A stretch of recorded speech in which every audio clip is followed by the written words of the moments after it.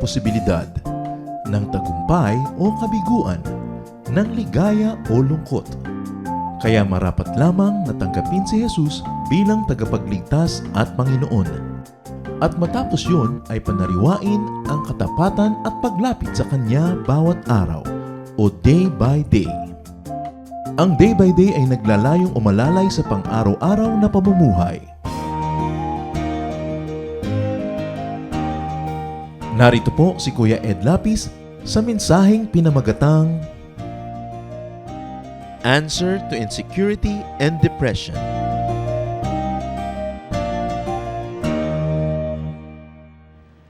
Maraming mga hadlang para ang tao tumahimik at lumigaya. Maraming mga balakid. People have great enemies and challenges. And some of them could be depression or insecurity or anxiety. Mga alalahanin, mga kinakatakot na umaagaw ng ating kapayapaan. Ang ating pag-aaral ngayon, pinamagitan natin, Answer to Insecurity and Depression. Heavenly Father, thank you that you are our God who hears prayers. Patawarin niyo po kami sa mga kasalanan namin. Nawa, Panginoon, walang maging hadlang para maunawaan namin ang mensahe ninyo at ito'y mailapat namin sa aming buhay. Nawa, malugod kayo, Panginoon. Hindi lang kami nagtipon-tipon para humingi ng pagpapala, bagamat gusto namin yon. Nagtitipon-tipon din kami, Panginoon, para sama-samang magpasalamat sa inyo, magdala ng handog sa inyong paanan, pasalamat at nais namin, Panginoon, bigyan kayo ng kaluguran. Nawa ang amin pong mga puso na nagpapasalamat, nagpupuri, ay magbigay ng kaluguran sa inyo. Bless your people, O God. Heal our infirmities, strengthen our weaknesses, at nawa yung kaliwanagan nyo ang siyang maging liwanag ng buhay namin. Teach us, hold us by the hand, and we like to follow you. Protect us from lies and falsehood.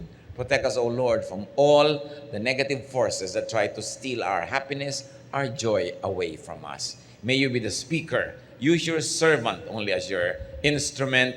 Speak to your people. Accomplish your agenda for us today, O God. Lift up your name, and may your people go home blessed by you. We praise you. We thank you, asking you to speak in the name of your Son, Jesus.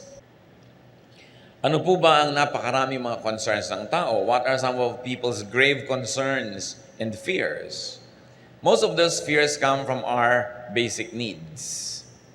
People have to exist, people have to live. We worry about our food, our drink. There's a grave fear of hunger and thirst, even to those people who have lots of money and savings. Iniisip natin kung minsan, baka marami tayong pera pero wala tayong mabili.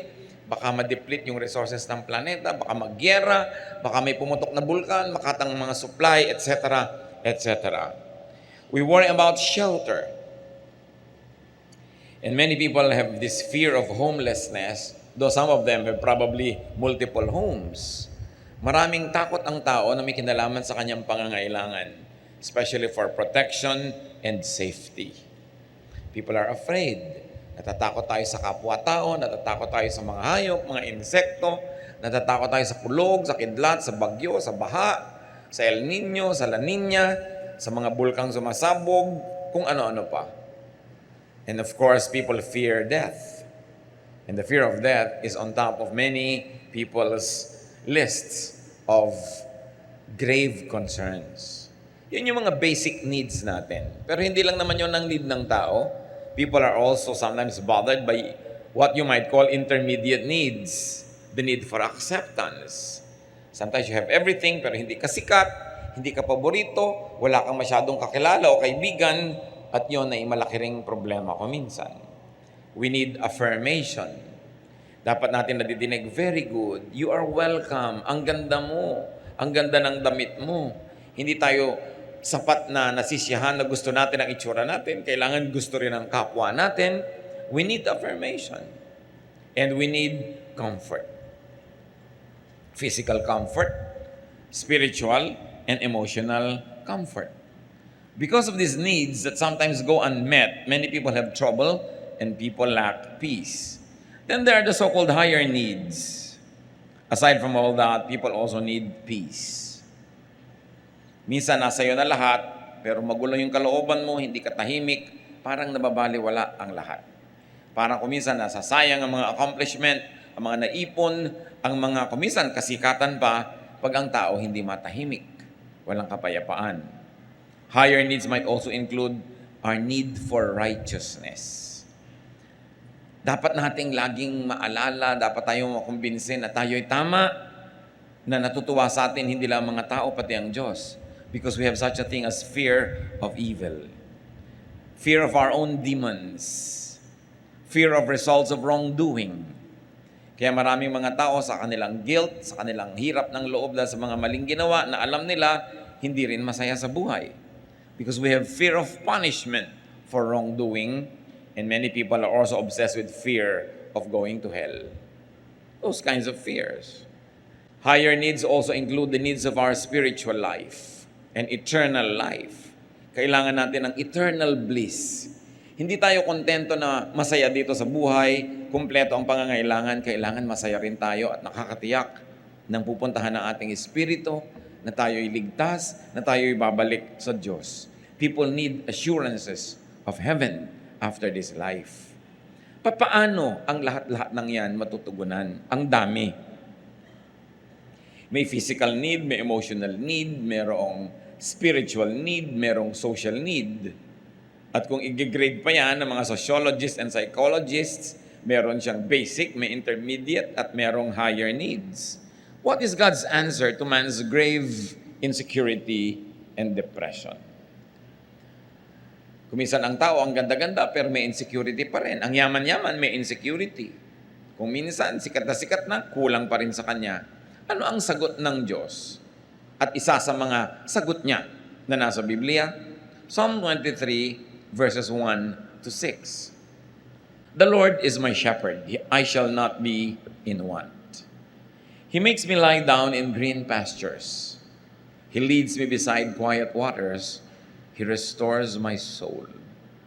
He guides me in paths of righteousness for His name's sake.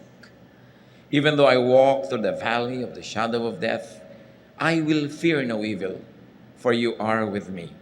Your rod and your staff, they comfort me. You prepare a table before me in the presence of my enemies. You anoint my head with oil. My cup overflows.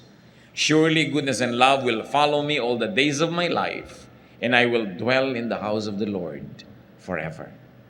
One of the most powerful and famous chapters of the Old Testament, Psalm 23. You can imagine the psalmist, nung ito ay binigkas, sinulat, nilikha, at inawit-awit at pinaulit-ulit awitin. Ano kaya ang kalagayan niya? Maaring siya ay isang mananampalataya na siguradong-sigurado sa kalagayan niya sa Diyos. At inisa-isa lang niya dito kung ba't siya sigurado. Inilistan niya para malaman ng iba, marinig ng iba, at nang tulad niya, maging sigurado rin sila sa kanilang mga buhay. Pero pwede rin baligtad. Pwedeng isa rin itong mananampalataya na hindi sigurado. Nag-aalinlangan, nangangapa, nai-insecure. At sa kanyang mga pagbubulay-bulay, sa kanyang mga araw, gabi ng takot, lungkot, pangamba, nerbiyos, hinanap niya ang maaring maging dahilan para siya magkaroon ng kapayapaan. At anong kanyang ginawa? Ipinaalala niya sa sarili niya kung sino siya. At kumbaga siya ay tupa kung sino ang kanyang pastol. At inisa-isa niya ang dapat niyang maalala at maisip para mawala ang kanyang takot, lungkot, pangamba. So maaari itong mag-apply kahit kanino sa atin. Kung kayo yung secure na secure sa buhay, recite this, sing this, memorize this, share this with people so that they too may be like you. Secure, quiet, peaceful, happy, contented. Pero kung kayo naman yung kabaligtiran, insecure, afraid, bothered, troubled, upset, anxious, stressed, etc., etc., dapat din gawin, pag-aralan ang chapter na ito, memoryahin, bigkasin, isa ulo, isa isip, isa buhay. At kung dinadalaw tayo ng ganung mga uri ng mga takot at pangamba, mulit-muli balikan alalahanin, kantahin, tulain, basahin itong Psalm 23. Ano yung mga pinag-usapan nating nagpapahirap ng loob ng taong pangangailangan niya? Food, drink, and shelter. Basic needs. Anong sagot ng Panginoon? Psalm 23:2. He makes me lie down in green pastures. He leads me beside quiet waters. Para sa mga tupa, wala namang mahalaga kundi damo at tubig. Kaya lang ang mga tupa sa Israel, kung merong dapat ma-insecure na mga tupa, sila yon. Kasi most of Israel is a desert or was a desert. So konti ang damo at lalong konti ang tubig. Isa lang ang ilog doon yung Jordan. At kung makikita nyo yung Jordan, sasabihin nyo, anong klaseng ilog to? Ang liit-liit, ang payat-payat at maputik. At hindi naman kalakihan na ilog ito. Yun na yung inaasahan ng buong bayan ng Israel na magdidilig sa kanilang mga halaman. Yun na yung pinupuntahan ng bawat tupa para uminom. Pero sabi nitong tupang nangangamba at na-insecure, pinapaalala niya sa sarili niya kung sino ang Panginoon. Sabi niya, "Oh God, you let me rest in fields of green grass. You lead me to streams of peaceful water." Pababa po kasi yung terrain ng Israel at itong Jordan na ito ay patungo sa Dead Sea. Kaya may mga bahagi ito na magulo kasi bumababa, may mga bato-bato. Ang mga tupa ayaw nilang uminom pag ang tubig ay gumagalaw, umaagos, lalo't lumalagaslas o rumaragasa. Kahit nauuhaw na sila, hindi sila dudukwang sa tubig na gumagalaw. Kailangan peaceful water. Yung walang kagalaw-galaw. Kaya sabi nitong tupang to, hindi lang ako binibigyan ng damo ng Diyos. Pinahihiga niya ako, pinapagulong-gulong ako, naglulupagi ako sa napakaraming mga berdeng damo. At hindi lang yun. Hindi lang may tubig, tahimik yung tubig. Not only water to drink, but the way I want to drink my water. Peaceful. Pinapaalala niya yun. Green pasture, you must remember, is also a shelter. Isang napakasarap na pahingahan at lugar kung saan ang mga tupa ay hindi lang kumakain, nakakapagpahinga pa sa sariwang damo. God gives not only the basics, but also abundance. Anong sabi ng Psalm 23 verse 5? You prepare a table before me in the presence of my enemies. You anoint my head with oil, my cup overflows. You treat me to a feast with my enemies watching around me. Dapat nating sariwain ang isang kaugalian sa Israel para lalo na tayong magandahan sa verse na ito. Ang mga desert dwellers, mga nakatira sa mga tent, pag may mga dumadaan at kanilang tinanggap sa kanilang tent at pinakain, sumalo sila doon sa tent. Tulad ng ginawa ni Abraham nung dumating ang Diyos at yung mga kasama niyang anghel, hindi naman sa loob ng tent yun Outside the tent, merong extension yung tent para lang huwag mainitan yung nakaupo dun sa labas sa carpet at hindi yun sa loob ng tent para presko. Doon nagpapakain yung mga may-ari ng tent na yan. Sa maliliit na mga dulang, kumisan nilalatag lang nila doon sa carpet yung kakainin nila. At kitang-kita ng ibang mga tent dwellers, may bisita pala si kapitbahay kasi hindi sa loob kumakain. Ang ibig sabihin nun, pag ako'y may bahay, pinakain kita at sumalo ako sa'yo, walang pwedeng gumalaw sa'yo sa lahat ng mga taga rito. Dadaan muna sila sa akin. Sabi nga ng matatanda, dadaan muna sa ibabaw ng aking malamig na bangkay bago sila makarating sa'yo. So anong ibig sabihin? Na yung shepherd prepares a feast for you in the presence of your enemies. Sinasabi ng ating shepherd, walang makakagalaw sa kanya mga tupa na hindi mo nadadaan sa kanya. At willing siya na ibigay maging ang kanyang buhay to protect us from our enemy. Of course, we have earthly, worldly enemies, but more than that, we have our spiritual enemy, Satan. At sinasabi ng Panginoon, our shepherd, mamamatay na muna ako bago mo siya mapatay. At talagang gano'n ang ginawa ng Panginoong Jesus. Namatay siya para sa atin, kaya hindi na tayo pwedeng patayin ng kalaban kasi kinuha na ng Panginoon ang ating lugar at siya na yung namatay para sa atin. Yun ay ibig sabihin din nung sa Revelation, behold, I stand at the door and knock. Whoever opens the door, I will come in and eat with him. Yun na naman ang sinabi ng Panginoon. Eat na naman. Kainan na naman. Isa na naman kahulugan, pag pinapasok mo ako sa iyong puso, magiging shepherd mo ako. Magiging host mo ako. Ako na muna ang mamamatay bago ko payagan na may mangyayaring masama sa iyo. That is Eastern etiquette. At kakambal pa ng etiquette na yan, yung you anoint my head with oil. Sa init ng disyerto, na halos ikabiyak ng utak at bungo ng mga tao sa init at bitak-bitak ng kanilang anit, pag dumating ang isang bisita, kung pinapahalagahan ng host, binubusan niya ng konting langis dito sa ulo. Para man nariwa ang lakas, ma-refresh. Kuminsan, hindi natin na-appreciate yan kasi yung panahon sa atin, malagkit, ayaw natin ng langis pag nahihirapan tayo at mainit. Pero sa tuyong-tuyong disyerto, napakahalagang bagay nun. At sabi niya, you anoint my head with oil. My cup overflows. So bukod sa binibigyan mo ko ng dangal, dahil binibigyan mo ko ng anointing on my head, pag binigyan mo ko ng maiinom sa aking sasadlan, umaapaw. Again, Eastern etiquette. Gusto natin pag nagbibigay, apaw. Kaya kung minsan, meron kang kasama sa bahay, sinabi mo na, konti lang ang iinumin ko, aapawin pa rin niya yun. Kaya sa mo, binibili natin ng tubig, mahal yan, huwag mong ilagay lahat, aapawin pa rin niya, kasi sanay siya sa etiquette na dapat umaapaw. Kaya sa mga probinsya natin na hindi pa tayo masyadong naiiba at magaganda pa yung kaugalian, bibigyan ka ng pagkain, isang bundok sa plato mo, yung apaw-apaw.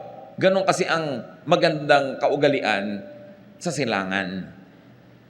Ang context kasi niyan, there's always famine, there's always hunger, there's always poverty. So ipinapakita sa iyo sa pagmamahal ng tao na ang daming binibigay sa'yo, sobra-sobra. Ibig sabihin, hindi ka pinagdadamutan.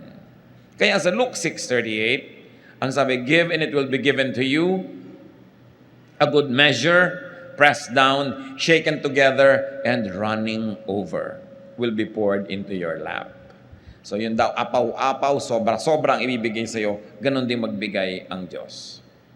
What was God's answer through Psalm 23 to man's need for safety and protection? Isa pa yung kailangan ng tao, yung iniisip niya. Psalm 23:1, the Lord is my shepherd. Ang ganda-ganda ng relasyon ng tupa at ng pastol.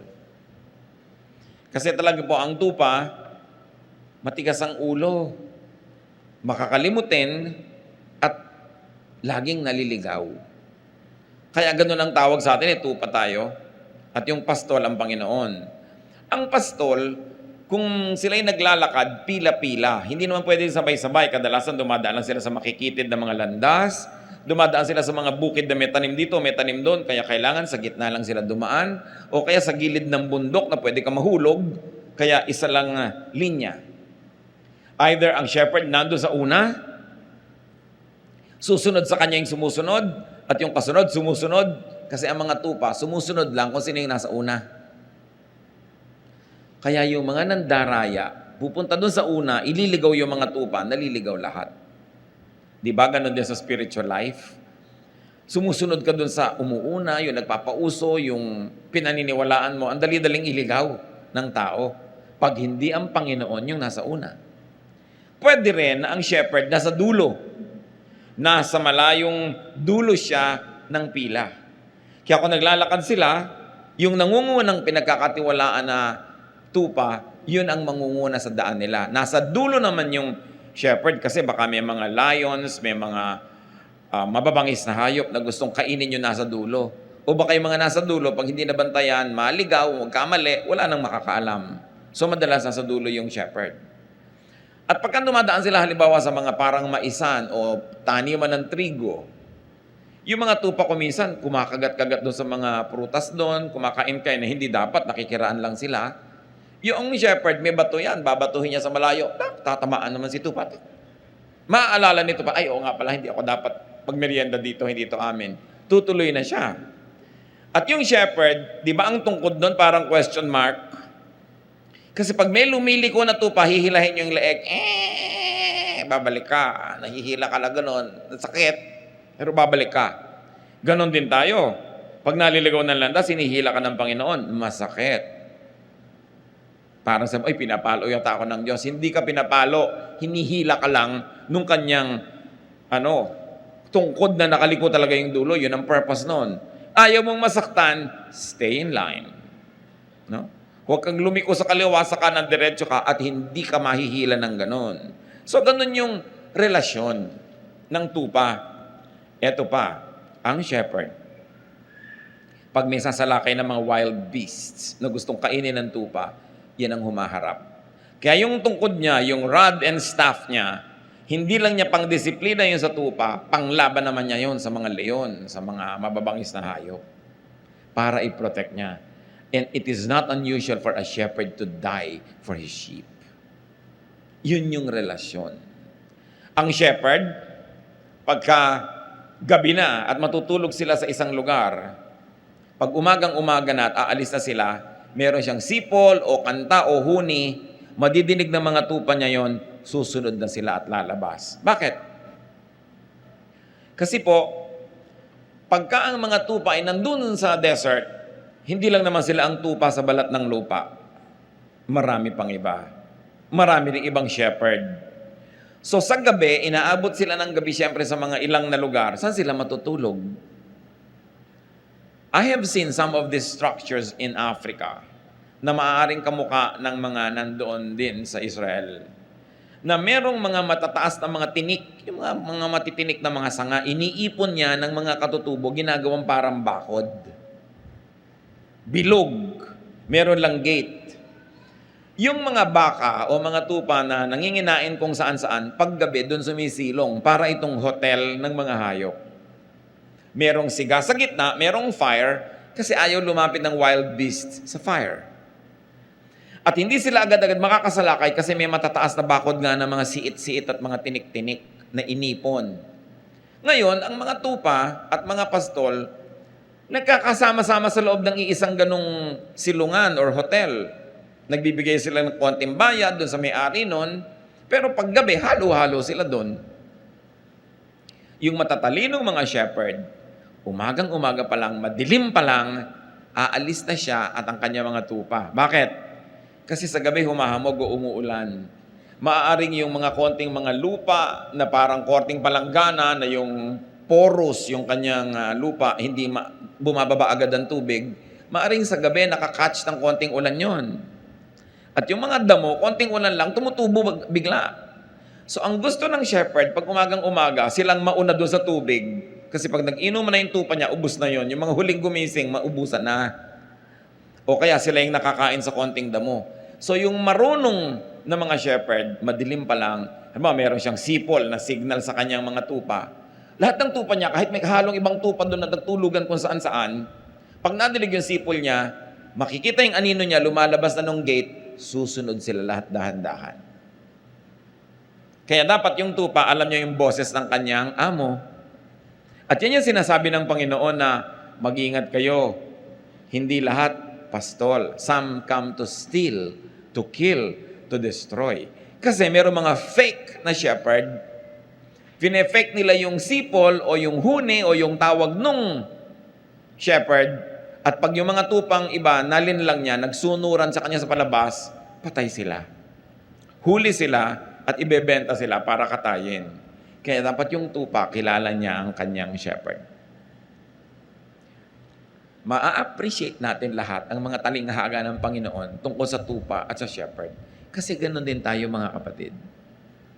Pag hindi natin talaga kilala ang tinig ng Panginoon, nadadaya tayo ng maling tawag. Nadadaya tayo ni Satanas, nadadaya tayo ng ating emosyon, nadadaya tayo ng ating mga desires, ng ating greed, ng ating lust. And before we know it, we followed a wrong shepherd. At tayo napupunta sa matadero, at tayo kinakatay, nasasaktan, pinapahirapan, pinapatay. Kaya napakahalagang unawain para appreciate natin yung the Lord is my shepherd. Yung Lord na namamatay para sa akin, yung Lord na ipagtatanggol ako, hindi ako dadayain, mamahalin ako, gumagawa ng paraan para ako pakainin, painumin, ipagtanggol, walang iba kundi ang Panginoon. At sabi sa Psalm 23 verse 3, He guides me in paths of righteousness for His name's sake. Or because of His name, because of who He is, He guides me. According to His name, according to the meaning of His name, which is shepherd, He guides me. Hindi niya ako lilitsunin o kakainin. Hindi niya ako ipapahamak kasi ang pangalan niya, shepherd. At siya ang aking shepherd. Psalm 23 verse 4, Even though I walk through the valley of the shadow of death, I will fear no evil. For you are with me. Your rod and your staff, they comfort me. Yung pinag-uusapan nating tungkod niya. Ano pa ba ang hihigit sa kamatayan na nakakatakot? Wala na. I may walk through the valleys as dark as death, sabi noong tupa, but I won't be afraid. You are with me. And your shepherd's rod makes me feel safe. Pag nakikita nung tupa, yung daladala nung shepherd na tungkod, sabi niya, yan ang gagamitin niyang pamalo sa mga kalaban. Yan ang gagamitin niya pang protect sa akin. At kahit dumaan ako sa pinakamadidilim na mga libis, kahit dumaan ako sa hirap ng buhay na parang wala ng katapusan, kahit dumaan ako sa sakit na parang wala ng ginhawa, kahit masuot ako sa pagbuhol-buhol na problemang parang hindi na maaayos pa, sabi ganon, hindi ako matatakot. Hindi yung problema ang titingnan ko, hindi yung leon, hindi yung mabangis na hayop, hindi yung dilim. Ang titingnan ko, yung shepherd ko at yung hawak niyang tungkod. At pag yun ang tiningnan ko, mawawala ang aking takot. Because the shepherd is bigger than any beast. The shepherd is bigger than any problem. The shepherd is more brilliant than any darkness. Natatakot ka lang naman pag ang tinitigan mo yung dilim. Pag ang tinitigan mo yung mababangis na hayop. At katulad ni Pedro, nung tumitig sa mga alon at sa hangin, doon natakot, doon lumubog. Kaya pinipili mo ang iyong tititigan. Sasabihin mo, you are with me. What does it mean that the shepherd is with us? That He has compassion. You are with me. Kakampi kita. Hindi lang kita kasama, kakampi pa kita. At nakakapagbigay yon ng lakas ng loob. Sabi, your rod and your staff comfort me. Anong klaseng comfort? Pag nakikita ko yan, lumalakas ang loob ko kasi alam ko, yan ang sagisag ng iyong kapangyarihan. They give me a sense of security. At tungkol pa rin sa mga insecurities, sa pinag-usapan na natin, Psalm 23 verse 5, You prepare a table before me in the presence of my enemies. Walang makakagalaw sa akin. At hindi lang yon, iniestima mo ako, pinapahalagahan, there is great acceptance here and affirmation. You anoint my head with oil, my cup overflows. So there's comfort, and there's honor, and there's dignity. Ibang klaseng shepherd dito. Ganun siya mag-alaga sa kanyang mga tupa. What else is God's answer to man's need for peace of mind? Diba pinag-usapan din natin, kailangan natin yan. Verses 2 to 3, He makes me lie down in green pastures. He leads me beside quiet waters. He restores my soul. He guides me in paths of righteousness for His name's sake. Kailangan natin yan to restore, to be restored. Yung mga nerbiyos, humupa. Yung mga takot, mawala. Yung mga pangamba, maalis sa ating buhay. At tayo ay matahimik. At ito sinasagisag ng green pastures. It doesn't only feed, it also refreshes. It also empowers. Quiet waters. Pag nagbigay ang Panginoon, hindi lang tubig pero magulo nga, tahimik. And the Lord restores my soul. Emotional, spiritual rest. Just thinking of the Lord and remembering who He is already gives you the greatest therapy. What is God's answer to man's need for righteousness? Well, human beings, as we have said, need to be righteous. to feel righteous and to be treated as righteous. Psalm 23:3, He restores my soul. He guides me in paths of righteousness for His name's sake. So we become righteous because the Lord leads us. Yung nauuna siya, sumusunod tayo. O nauuna tayo pero nandun siya sa likod, binabantayan niya tayo, kinakawit niya tayo para bumalik. Pag nagkakamali tayo, nagiging righteous tayo by doing the right thing. But more than that, through the work of Jesus our shepherd, nagiging righteous tayo by faith. Dalawang paraan para maging matuwid, banal, malinis. One, magpakatuwid ka, magpakabanal ka, magpakalinis ka. Do it, accomplish it through hard work. Pwede yon. When all else fails, pag kinulang, charge to the cross. Because by believing in Jesus as your Savior and Lord, your belief makes you righteous. Yan ang tinatawag nating saved by faith. Righteous, made righteous by faith. At napakalinaw ng teaching ng New Testament dyan, mga kapatid. Pag nananalig ka kay Jesus, nagpaligtas ka kay Jesus, Panginoon at tagapagligtas mo siya, yon biglang magiging righteous ka sa tingin ng langit. Kahit ang totoo, tad-tad ka ng kasalanan. Pero pinagsisihan mo, tinalikuran mo, nagpahugas ka sa dugo ni Jesus, righteous ang tingin sa iyo ng Diyos. Kasi hindi na yung kasalanan mong nakikita, yung dugo ni Jesus na ipinanguhugas sa iyong kasalanan. So, two ways to be righteous, by doing it or by receiving righteousness through faith. At ang tunay na mananampalataya, ina-apply pareho yon. You know that you are made righteous by faith, but you also do what you can up to your utmost so you could be actually righteous by works, not only righteous by faith. Pagkasama, magkakambal, ginagawa pareho. And because of that, the true believer remembers the blood of the Lamb, the shepherd that became the Lamb. Biruin niyo yung mga imagery na yan. Ang Panginoong Hesus na shepherd, siya yung naging lamb. Para yung mga lambs tulad natin, yung flock, huwag nang mamatay, siya yung namatay para sa atin. At pag naalala mo yon, He restores your soul. Pag sumusunod tayo sa katuruan ni Jesus, He guides us in righteousness. All because of what His name means. What is God's answer to man's need for eternal life? For assurance of heaven? Psalm 23 verse 4. Even though I walk through the valley of the shadow of death, I will fear no evil, for you are with me. Kahit dumaan ako sa kamatayan o sa mga halos ikamatay ko ng mga karanasan, alam ko kasama kita. At kung loobin mo, Panginoon, na mabawian ako ng buhay, alam ko sa isang saglit, sa isang kisap mata, I will be there with you in a much greater state of spirituality. Because I will no longer be confined to this physical body. Kaya ang sabi nitong flock na ito, I will fear no evil. The evil of death, the threat of death, the evil spirits that scare me with death, I will fear no evil. Why?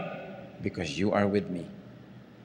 And because of all of this, Psalm 23 verse 6, surely goodness and love will follow me all the days of my life, and I will dwell in the house of the Lord forever. Nakakatiyak yung tupa na dahil kilala niya ang kanyang shepherd, he or she will dwell in the house of the Lord forever. Dahil saan siya dadali ng shepherd niya? Sa house of the Lord. Sa eternal life, in the presence of God, our Father, our Creator. Sabi niya, surely goodness will follow me. What goodness? Whose goodness? God's goodness. I may not always be good, but God's goodness will always be with me because He is my shepherd. And God's love. I may not always be loving, but God's love will prevail. God's stubborn love will keep loving me, even though there are moments when I become very unlovable. So I feel secure.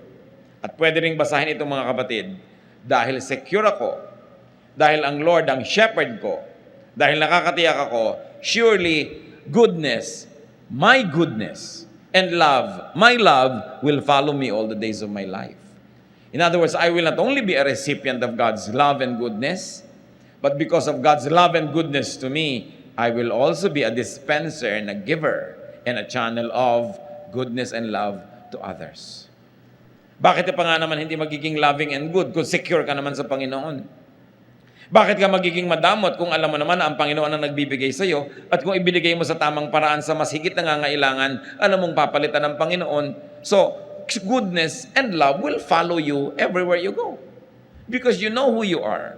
Alam mo na ang shepherd mo ang Panginoon, may hahanap ka niya ng tubig, may hanap ka niya ng pagkain, may hanap ka niya ng kanlungan, ipagtatanggol ka niya, magiging mas mabait ka ngayon. Kaya lang naman tayo kumisa nagiging mabangis kasi natatakot tayong maubusan. Pero kung wala na yung takot mong maubusan, mapagbigay ka na. Dapat. Kaya ka lang naman kumisan makasarili kasi akala mo wala na, baka magutom ka. Eh kung alam mong may shepherd ka, magsishare ka. Wala nang dahilan yung mga taong nananalig sa Panginoon, nakakatiyak ng buhay na walang hanggan, at nakakatanggap ng mga blessings sa buhay na ito, wala nang dahilan para ka maging maramot. Para hindi maging mapagbigay, mapagpatawad, kasi nakatanggap ka rin ng pagpapatawad ng Panginoon. Wala nang dahilan para maging masungit ka pa sa iba, samantalang puro kabaitan ng Diyos ang tinatanggap mo. Walang dahilan para hindi ka maging katulad ng iyong shepherd. Kaya sabi, surely, goodness and love will follow me all the days of my life. I will always receive goodness and love from God, and I will always give goodness and love to my fellow men. I will be a little shepherd to other people. Walang mas mataas sa pagtanaw ng utang na loob sa ating shepherd, kundi sa maging munting mga shepherd din tayo sa iba. Ang pinakamabisang pagpapasalamat sa Panginoon ay yung ibahagi din natin sa iba, yung tinatanggap natin sa Kanya. Napakainam na isipin yon sapagkat may dahilan ka naman to be secure. And I will be in the house of the Lord forever. How do we receive God's answer to man's needs? Paano yun mangyayari? How do you receive God's solution to the problems? How do you receive God's blessings? Nasa verse 1 ang sekreto. Psalm 23 verse 1. The Lord is my shepherd. I shall not be in want. So you don't want these insecurities? Or you want them minimized, removed from your life? Or if you are not having these insecurities now, you don't want them ever? Make God your shepherd. Make God your leader, protector, and provider. Kumisan kasi mali yung sinusundan natin. Mali yung Diyos natin. Mali yung ating shepherd. Kung kani-kanino tayo nakikinig, nagpapa-influensya, nervyos tuloy yung inaabot natin, insecurity, fear. Make God your shepherd. He will not be automatically be your shepherd. You've got to invite God. Sabi niya, I stand at the door and knock. Whoever opens the door, I will come in and eat with him. Para yung rule na if P, then Q. If the Lord is my shepherd, then I shall not be in want. When hungry or thirsty, in a physical, emotional, or spiritual way, when broken or afraid, when you walk through your valley of the shadow of death, when alone or lonely, when troubled or anxious or depressed, ask the Lord to be your shepherd. He is only a prayer away. Kung minsan malakas ang loob mong pumunta sa isang lugar, biglang nalaman mo na lang, na-trap ka na pala, isa na palang dark valley. Call on God. Ask Jesus to rescue you. Tulad ng ginawa ni Peter nung lumulubog na siya doon sa tubig. Dati naglalakad siya, pero lumubog. Sabi niya, Lord, save me. Kung kayo ngayon ay nasa isang valley ng buhay nyo, ask God to hold you by the hand, to be your shepherd, and to take you out of that mess. Because God promises to be there. Huwag kayong kakapit sa patalim. Sabi, nagigipit ako, kakapit ako sa patalim. Bakit ka kakapit sa patalim kung nandiyan ang kamay ng Panginoon at inaabot ka? Bakit ka magre-resort sa mga paraan na hindi maka-Diyos? Magulo, mahirap, lalong lulubog ka at lalong sisikip ang mundo mo at lalong magkakabuhol-buhol ang problema mo. Pag nagigipit ka na, namang problema ka na, it's high time to remember that the Lord is your shepherd. At hindi bagay sa mga tupa ng Diyos yung nagugutom, nauuhaw, nakakagat-kagat ng ibang mababangis na hayop kasi umaalis sila doon sa grupo. Kaya dapat stay together. Kaya ang gusto ng Panginoon, fellowship. Do not neglect the fellowship. Attend church, do Bible study, worship together, pray together. Kasi pag humihiwalay ka, naaakit ka ng mga mababangis na hayop na pag malayo ka na sa grupo, malayo ka na sa protection, nalimutan mo na kung sino ka, madali ka na nilang kainin. So ang dapat lang gawin, kung meron man sino sa atin na nalalagay dyan sa dark valley, magbalik loob. Bumalik sa Diyos. Tumawag. Dahil yan ang pinakamadaling tawagan sa lahat, ang ating shepherd. Hindi nagiging busy. Always ready, willing, and able. Ask the Lord to be your good shepherd. John 10:14-15, I am the good shepherd. I know my sheep, and they know me. Yun yung binabanggit ko sa inyo kanina. Intimate. Alam ng sheep yung boses ng shepherd niya. Just as the Father knows me, and I know the Father, and I lay down my life for the sheep. If the Son of God, the King of Kings, is your shepherd, bakit ka may insecure? Ba't ka nanervyusin? Hindi mo business na mag-provide talaga ng damo yung shepherd mo ang naghahanap nun. Pero dapat ang business mo sumunod sa Kanya dahil doon Kanya dadalin kung nasan yung damo. Dapat kang sumunod dahil dadalhin Kanya kung saan merong quiet waters. At kung dumadaan ka sa isang deep, dark valley, lalong dapat kang sumunod sa Panginoon dahil tanging ang pagsunod sa Kanya ang pag-asa mong makaalis sa madilim at mapanganib na lugar. Pag magulo na ang buhay, huwag na mag-iisip ng solusyon na pampagulo pa. Sometimes may mga quick fixes. Merong mas madaling solusyon, pero madali lang yon ngayon, bukas may mabigat na bayad. Mabuti nang mahirapan ka ngayon sa tamang solusyon, pero bukas, palapit ng palapit ka sa solusyon ng problema mo, hindi palayo. Kailangan, the Lord is our shepherd. So follow the shepherd. Follow Jesus. Spend time, fellowship with the Lord. Dapat na pinaprioritize natin yung ating quiet time, prayer time, Bible reading, our Bible study, worship, service. Alam niyo kung kailan niyo nakaka-fellowship si Jesus? When you serve. Because Jesus is a servant. Sa niya, I came to serve, not to be served. So when we are serving, when we are doing God's work, we are side by side with Jesus. Sabi niya, my food is to do the work of Him who sent me. One of the best ways to fellowship with Jesus is to do the work of Jesus. Because you will be in the same team. Be the Lord's flock, and He will be your loving shepherd. Kung ayaw mo magpa-shepherd sa Kanya, di Kanya pipilitin, but you pay a heavy price. Nasaan tayo ngayon mga kapatid na estado? Tayo ba flock na ni Jesus? Tinanggap na ba natin siya bilang Panginoon at tagapagligtas sa ating buhay? Kung hindi pa, huwag niyong sayangin na sandali. Sa isang prayer na time-team, personal, at pwede niyong gawin ngayon. Accept Jesus into your heart as your Savior and Lord. Imbitahan niyo siya na maging Panginoon at tagapagligtas. Ask to be forgiven of your sins. And then invite Jesus into your heart to be your King, your friend, your shepherd. Kung nagawa nyo na yan, mga kapatid, flock ka na ng Panginoon, nasan ka? Ikaw ba yung naliligaw ng konti ng landas? Kakain-kain niya sa gilid-gilid, lumalakad na yung grupo, naiwan ka na because you became busy with things that God did not want you to be busy with. Dapat magising ka at bumalik ka sa grupo. Konting-konti na lang, sabi sa Bible, the devil prowls around like a roaring lion looking for someone to devour. Kung ang Satanas ay parang leon na nagbabantay at nagmamatsyag, pumipili, humahanap ng kakainin niya.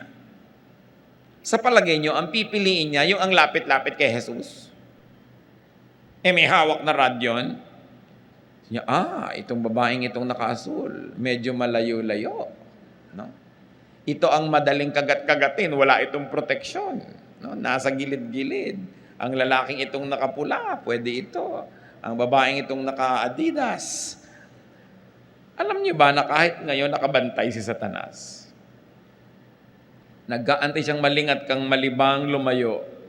Kaya yung iba makakagat, maalala na may grupo siya. Siyempre, hihilahin ni Jesus pabalik, masasaktan, pero nababalik. Yun ang pinakamasarap na sakit. Yung sakit dahil nababalik ka sa pila, sa tama mong dapat kalagyan. So, meron naman ng mga tupad na nalalaglag pa sa bangin. Hirap na hirap si Jesus na bumaba doon at kunin siya. At alam niyo yung good shepherd, iniiwan niya yung marami, binabalikan niya yung isa. So, utang na loob, huwag mo naman pagurin ng Diyos. Huwag ka na lang lumayo, para hindi ka na pagpaguran na hanap-hanapin laging nawawala. So, ang challenge mga kapatid, dalawa lang. Tupa ka na ba ng Panginoon? At sinabi ko na, kung hindi pa, magpatupa ka sa Kanya. Maging siya ang iyong pastol. At kung siya na talaga ang pastol mo, natanggap mo na siya, suriin mo lang kapatid kung nasan ka ngayon. Kasama ka bang naglalakad? Tumatawag ba siya? Inaantok ka pa, sipol na siya ng sipol, ayaw pang bumangon. Aalis na yung grupo. Nakikinig ba tayo? Nagpapapigil ba tayo kung pinipigil? Sumusunod ba tayo pag pinapasunod? Ama namin sa langit, salamat sa mga paalala. Ayaw namin na magkaroon kami ng mga takot, pangamba, insecurity. Lagi mong ipaalala sa amin kung sino kayo. Kung sino ang iyong anak na si Jesus sa aming buhay. Na siya ang aming pastol. Hindi namin trabaho magpaulan, hindi namin kaya yun. Hindi sa amin nakaatang yung paghahanap ng tubig para sa amin. Pero ang assignment namin, sumunod. At sa pagsunod namin, doon namin makikita yung tubig, yung damuhan, yung pahinga. At doon kami makakaalis sa madidilim at mga madadawag na lugar. Ituro mo sa aming maging masunurin sa iyong anak na si Jesus. Magbulay-bulay tayo mga kapatid kung meron tayong mga katigasan ng ulo. Bilang tupa, gusto mo pa ikaw masunod, hindi yung pastol. Ama naming Diyos, maliit na bagay na tumayo kami, pero ang laki ng kahulugan. Pagpapakumbaba, pag-amin ng aming makasalanan at paglabag sa kalooban mo. At higit doon, nagpapasako kami muli sa iyo. Gusto namin uling makasama nung flock mo sa lahat ng bagay. Na kung naglalakad, the same speed, the same direction. Sumusunod, tumatanggap ng pagpapala at proteksyon. At higit dyan, Panginoon, nakakapagbigay kami ng lugod dahil sumusunod kami sa inyo. Mga kapatid, sa ilang saglit, ihingin nyo ng tawad sa Panginoon ang katigasan ng ulo at isuko nyo mismo ngayon sa Kanya. Ibigay nyo sa Kanyang paanan ang alam nyong dapat nyong ibigay sa ilang saglit ng katahimikan.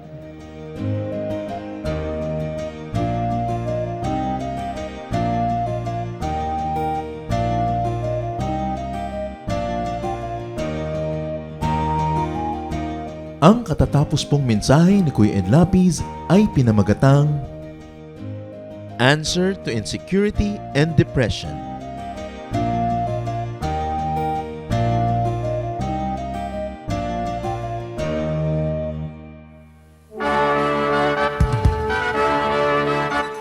Halina't sama-samang sumamba at magdiwang sa Day by Day Jesus Celebration kasama si Kuya Ed Lapiz.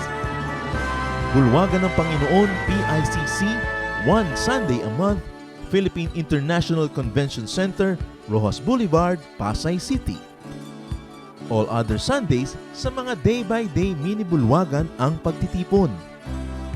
Para sa buwan ng Nobyembre, gaganapin ito sa November 3, 2024. 8 a.m. ang First Jesus Celebration, 10 a.m. naman ang Second Jesus Celebration. Para sa iba pang detalye, bisitahin ang ating official Facebook page, Day by Day Friends.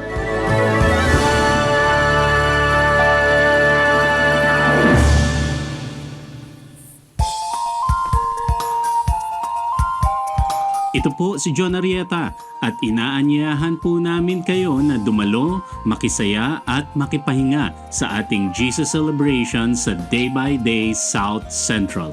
Tuwing linggo, alas 10 ng umaga sa 5th floor, Finma Plaza, Plaza Drive, Rockwell Center, Makati. And once a month, kita-kita tayo sa PICC. Para sa iba pang detalye, tayo po ay nasa Facebook at YouTube. Hanapin lang ang Day by Day South Central.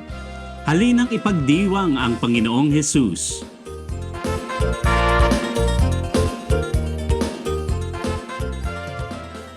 Tayo po ay dumako sa ating hiyas ng lahi. Marami pong hiyas ang ating bayan na dapat ay makilala nating mga Pilipino.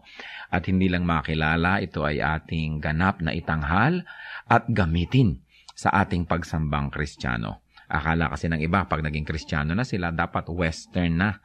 O kaya kanluranin na ang paraan, ng musika, ng pananamit, ng pagsamba. Subalit napakayaman po ng ating mga kaugalian na kung atin lamang babawiin sa mga gawa ng kaaway at sa kadiliman magagamit para po sa kapurihan ng Panginoon at para rin sa ikatatanghal ng ating lahi.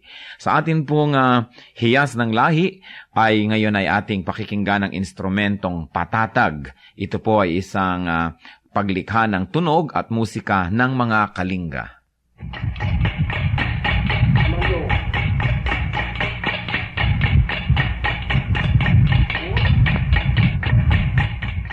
Ang patatag ay isang instrumentong panugtog ng mga kalinga sa Cordillera at ito ay yari sa isang bias ng buho na biniyak pahaba para maging 2 piraso.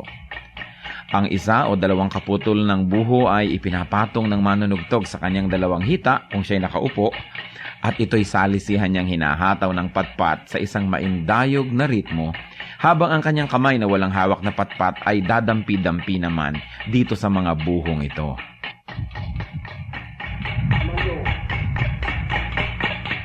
Maaaring sumali ang 1 hanggang 6 o higit pang mga manunugtog na salisihan ang pasok sa ritmo, habang sila ay nakapaghahabi naman ng isang melodya. Ginagaya ng patatag ang mga musikang nalilikha ng gangsa o ang mga mumunting gongs ng mga katutubong Pilipino sa Cordillera. Ang paglikha ng musika sa ating bayan, lalong-lalo sa mga kalinga, ay bunga ng pakiramdaman at pagbibigayan ng isang grupo ng manunugtog. Hindi lang tayo lumilikha ng tunog, hindi lang tayo lumilikha ng musika, patuloy tayong humahabi ng lipunan kung saan ang pagpapahalaga ng bigayan, pakiramdaman ay kitang-kita sa paglikha ng tunog. Sa paggamit ng patatag, ang mga kalinga ay isa-isang nag-aambag para makabuo ng isang melodya. Hindi lang isang tao ang gumagawa ng melodya at ang iba ay para lamang na tagatulong o background, kundi ang lahat ay kasama. Ang patatag ay maaari nating gamitin sa paglikha ng musika para sambahin ng Diyos. Kailangan lang masanay ang ating tainga sapagkat kung bago ay parang tayo'y naninibago. Subalit ang lahat po ng tunog ay bigay ng Diyos sa sinukob. At marami nga lang tunog ang ginamit ng kaaway ng matagal na. Dapat bawiin na natin at gamitin sa pagsamba sa Panginoong Hesus. Ang patatag ng mga kalinga,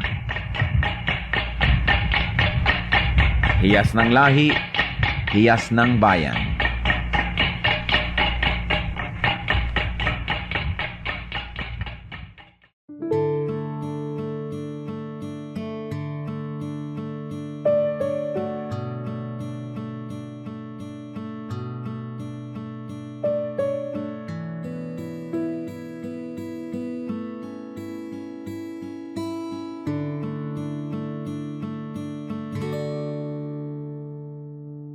Magpakailanman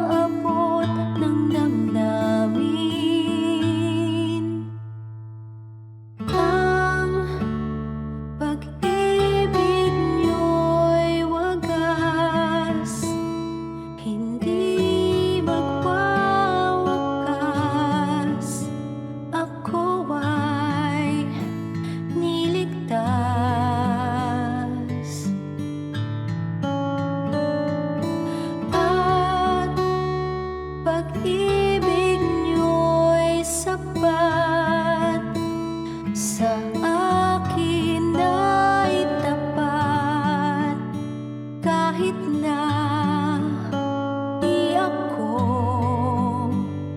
karapat-dapat.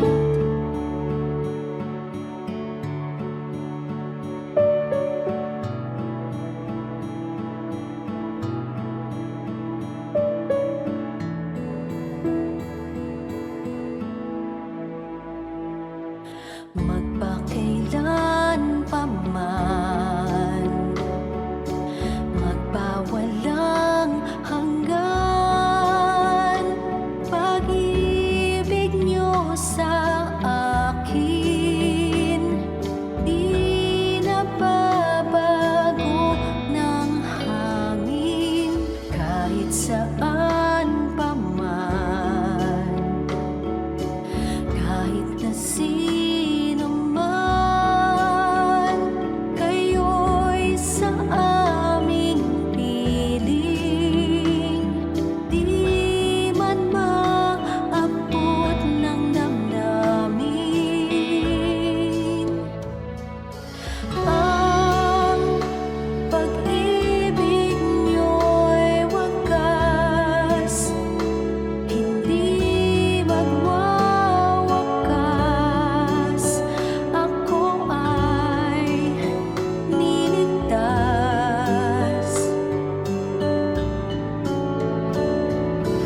At pag-ibig niyo'y sapat, sa akin ay tapat, kahit na di ako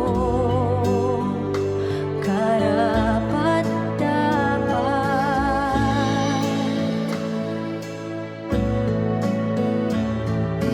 Tanging sa'yo aasa, lalapit ang magpupuno ng kulang sa lahat ng oras.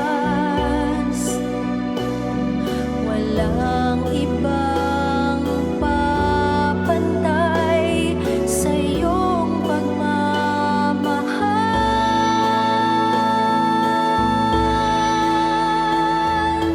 Ang pag-ibig niyo'y wagas, hindi magwawakas. Ako ay niligtas.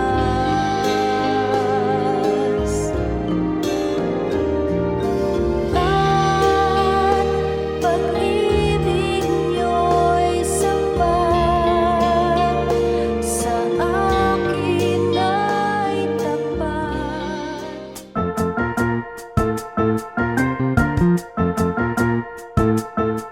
Oras na po para pansamantalang magpaalam ang programang Day by Day.